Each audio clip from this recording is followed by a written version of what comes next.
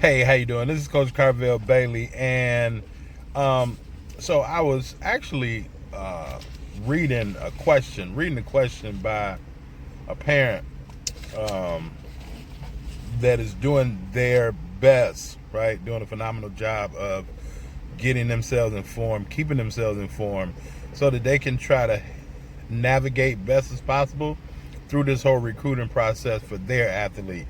So the question was this: the question was, like, with so many great juniors now, and even so many great seniors, guys that's about to be seniors and young ladies about to be seniors, why is it that none of these students have offers? And so it's a few different answers to that, right? It's a few different answers to that, but I'm gonna keep them plain and sweet. All right, I'm gonna keep them plain and sweet.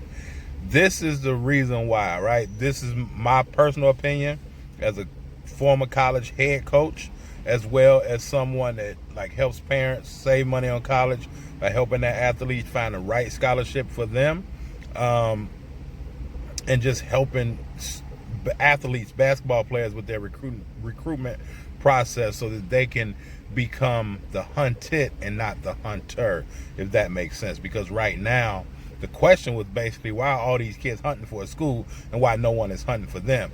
Well, here is my response to that, okay? Number one, we have to look at the coaches, right? So we're going to look both ways at both coaches. We're going to look at the high school coach, and then we're going to look at the college coaches. So the high school coaches should do a better job of helping their student athletes with the transition into college. Because so many high school players, yes, it's a distinct change when you get from high school to the college level. It's a distinct difference in the speed that the game is played, the strength level, strength capacity, endurance, mental awareness. All of those things are much different when you get up and go up on levels, but from the high school and the college level mainly. So high school coaches have to teach their student athletes, one, that they have to be a student athlete, right? So you can't get recruited if you don't have the grades. So many people don't understand that. Let's just say a student has a 2.3. Well, they may only be able to be recruited by, let's say, 40% of the colleges out here in general. Now, let's say a student has a 3.0. Now they can probably be recruited by, let's say, 70% of the schools out here on all levels. Does that make sense? So it's like a 30% difference. And then when you get, let's say, to a 3.5, I really believe that it's like maybe like 90 or 91% of the schools. But then when you're at a 4.0, right, or even like a 3.9, 3.8, it goes to like 97%. So coaches, high school coaches, start informing your athletes that they have to be student athletes, one, because their recruitment, regardless how good they are, is based on their grades, if the school will even allow for the coach to recruit that type of student athlete. Does that make sense? And the second thing high school coaches should start doing is helping the student athletes with that transition, right? That transition from high school to college, knowing it's going to be faster, it's going to be quicker, it's going to be stronger, right? It's going to be more responsibilities, because most high school students may not really get with that transition until, let's say, October, like late October, start of November, which is when the basketball season normally starts. Coaches may not have time to totally groom you for those first like 2.5, 3 months, right? Coaches get fired. So if a coach hasn't seen that potential in you once you get there, it is much different from when a coach recruiting you to now when a coach has you on campus and now you're basically responsibility of them, right? It's a much different conversation. It's not they're not selling you to get you to come to the school at that particular time. So it's a much different conversation. So now, are you going to be able to produce? If you can't produce, then a coach is not going to lose their job because they've wasted 2 or 3 months on you and that athlete has just not turned it over. So high school coaches, right? Student, athlete, and then help with the transition on the court, being able to go from high school to college. All right? Parents, here it is for the parents. Parents, be well informed. Be well informed and be well educated. Now, you may not know everything, but one thing that you can do is ask questions. Ask questions. Ask questions. The worst thing that someone can say is no. And guess what? If you're getting on somebody's nerves that, let's say, is recruiting your athlete or may have interest in your student athlete, if your questions is bothering them and getting on their nerves, it's probably not the right fit for your student athlete, because, right, if they're tired of you asking questions and they aren't patient with you, now they're just worried about the athlete and not the person. Does that make sense? So parents, please get more aware. But also parents, you have to understand, we called it big timing. You have to, and this goes hand in hand with the student athlete, but you have to welcome every opportunity, every conversation. You have to welcome it, and you have to, one, allow for your student athletes to be accountable and responsible enough to have those conversations. And then you can also have those conversations, but ask those questions. Ask those questions, and then, right, don't always talk to the high school coach, right? Get out the habit of always talking to the coaches, always talking to the officials, and or always talking to other parents about what you don't like about the program. I'm going to say it again. Get out of the habit of talking to the coach, talking to the officials, talking to other parents, and even talking to your student athlete, because that tarnishes their mind a little bit about the things that you don't like about the program. I'm pretty sure you can find a lot more about the program that you like, and if there's more about the program that you don't like than you like, then you should probably remove your student athlete from that program, right? But please get well informed. Finally, for my athletes, for my student athletes, listen. You have to know the language of basketball. You have to know the language of basketball. You just can't, like, if a coach is talking to you about basketball concepts, basketball procedures, you have to know what that terminology is. A coach may use the term flare screen, or they may use the word back screen. You know, it could mean the same thing, but you have to understand the language, and you can't be like, what's that, huh? What, right? Because coaches want athletes that are cerebral, that can also think the game as well as play the game, because there'll be many more times in which you have to, like, really, really respond, and you respond by being able to intentionally think, like, consistently. And so now you're responding to what comes up. So coaches want athletes that can think a little bit. So you have to know the language of the sport in which you play, right? And then the second thing is this. I said with the parents, don't big time coaches. Now, I have conversations with parents and athletes from all over the country all the time as they're applying to get into our Hoops Mastery program. But here's the thing. I always talk to student athletes. They don't understand the language, one. And two, a lot of student athletes don't understand this. You're recruited at your level. You're recruited at your level.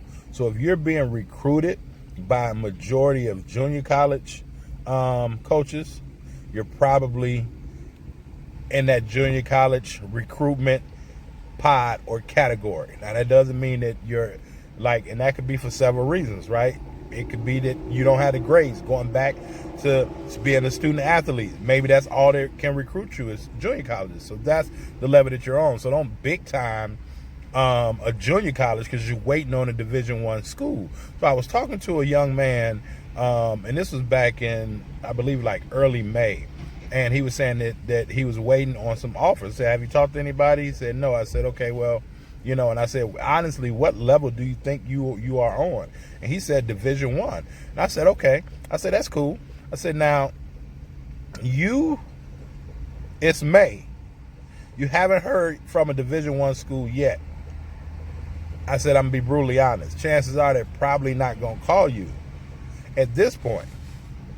And I said, has anyone else offered you, talked to you, had any conversations about basketball? He said, yeah, 2 coaches. They was from JUCO. And I said, okay, what schools? He said, I don't know. I said, what's the coaches' names? He said, I don't know. I said, okay, so listen. And then I talked to his mom. I said, right now he's being unrealistic. He's being unrealistic because, honestly, he's expecting something that he hasn't earned at this point, right? Because obviously those Division I schools don't think that he's earned the right to be recruited by them, but that's who he's waiting on. Yet he's had conversations with 2 junior college coaches, and he doesn't know their name or their phone number, which means that he probably will have issues and trouble getting himself in school and going to the next level. And then I had another situation where I had another young lady, I had another parent, right? She wanted to stay within her, like, home area. She wanted to stay, like, within her state and, like, 2 of the 4 neighboring states to them. Well, in her hometown, there was nothing but powerhouse colleges, powerhouse Division I colleges. This person also thought they were on a Division I level. Nothing but powerhouse colleges. You only want to go to 1 or 2 states that's bordering you, so you're limiting your process. So student athletes, you have to understand the language, but also you can't big time, right? You have to choose based on the level in which you're being recruited on. And now here's a bonus, and I'm about to get back to the college coaches because I wanted to save them for last. But here's a bonus, right? Look at your high school, right? And I understand the boundary situation with certain high schools and enrollment. I understand that. But if your high school is not in the top level of high schools in your area, right? If your student athlete is not playing for one of the top programs in your area, then it's going to be kind of difficult to play for one of the top colleges in that area. Does that make sense? And then also with if, like, your student athlete is not one of the top athletes on their team, top producers on their team, doesn't always mean scoring, right? But like most valuable and top producers on their team in high school, then it's going to be a little bit more difficult for them to be one of the top producers when they get to the college level. All right. So finally, as I end this, to my college coaches, now I've given you all of the scenarios from high school coach, parent, as well as student athlete. Now for my college coaches, well, if the high school athlete, if the high school coach does their job, if the parent does their job, and now if the student athlete does their job, guess what? The college coach can do their job. The college coach can do their job because the college coach is shopping. The college coach is hunting, right? The college coach is hunting. So student athletes want to be the hunted. So if the high school coach, the parent, and the student athlete did all they can do, then the college coach can do what they are supposed to do. Now, I can't tell college coaches what they should do, but here's what I know just from personal experience. This is what I know from personal experience. Coaches are looking for a puzzle piece. Coaches are looking for a puzzle piece. So coaches are looking for certain individuals. They're not always looking for the greatest player. They're not always looking for the greatest player. They're looking for certain puzzle pieces. And I'm going to come back in another video and break down these puzzle pieces. But they're looking for puzzle pieces. And oftentimes, some of these coaches get it wrong because they're looking for the same type of player. So to my college coaches, you can't be looking for just the same type of player, right? So if the puzzle piece that you need is you need a defender and you may need a rebounder, right? Then you can't recruit every player that all the other schools are recruiting because this person scores a lot of points. That's not what you need. You're looking to fill a puzzle piece.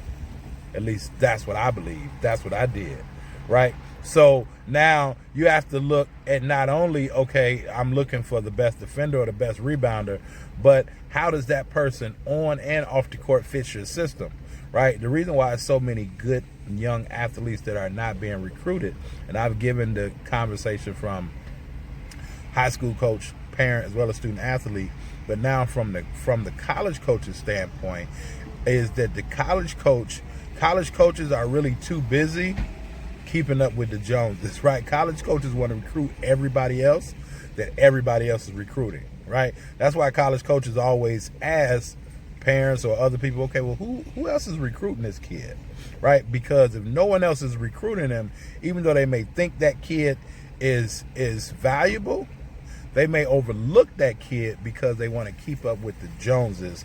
And this is why a lot of college coaches may get fired, because they're getting the wrong puzzle piece. Does that make sense? Right? So, to my college coaches, here's the last tidbit. It's a difference. There's a difference in being recruiting players and getting players that are placed. Right?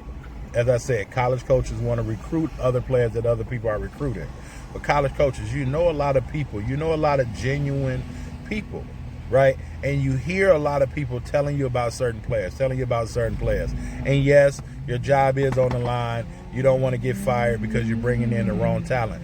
But sometimes you're recruiting the wrong talent anyway, or the wrong puzzle piece. So maybe, just maybe, get out of the recruitment phase and get into having student athletes placed with you.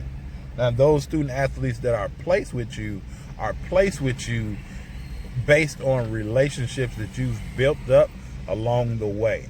Right now, these individuals can come to you and say, okay, Coach Bailey, I have a great student athlete for you, and they play this position. Well, if that's the position and that's the puzzle piece that you're looking to fill, well, now it may behoove you, right? If that person is valuable and you see the value in them, based on that relationship, you should have that conversation with that person that you have that relationship with that tells you about a kid.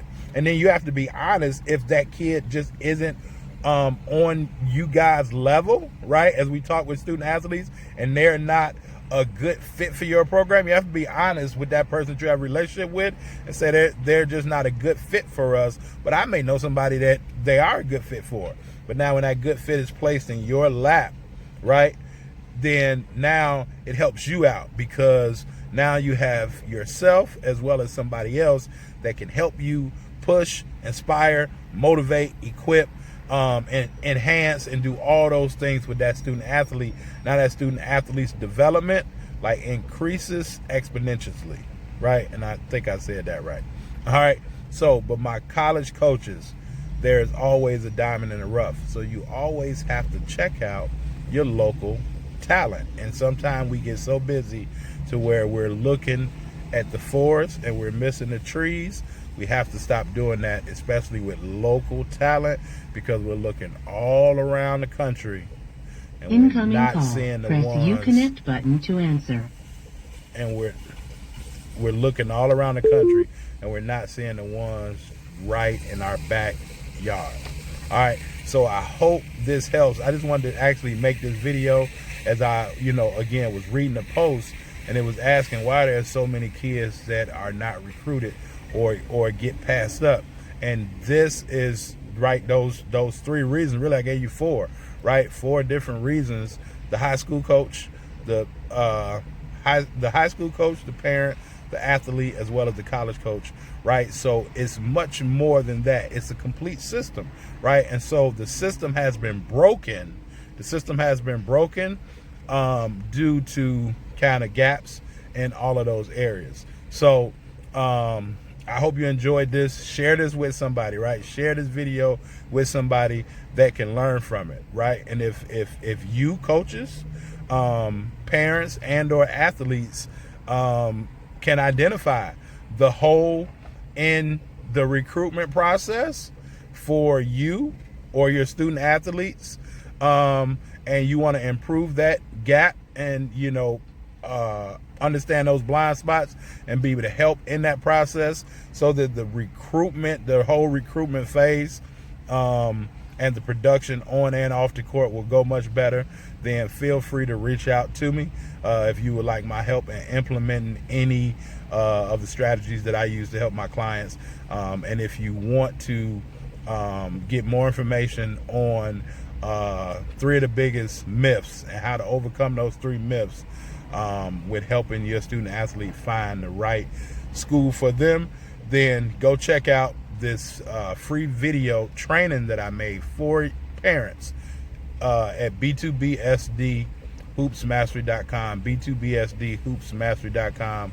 Go check that out. You should be able to learn from it. That should really be able to help you and your student athlete get on the right track to this recruitment thing. And then again, if you want my help with implementing any of those, then just reach out to me and we can have you apply to be part of our program and we can go from there. All right, Coach Karvell Bailey, peace out.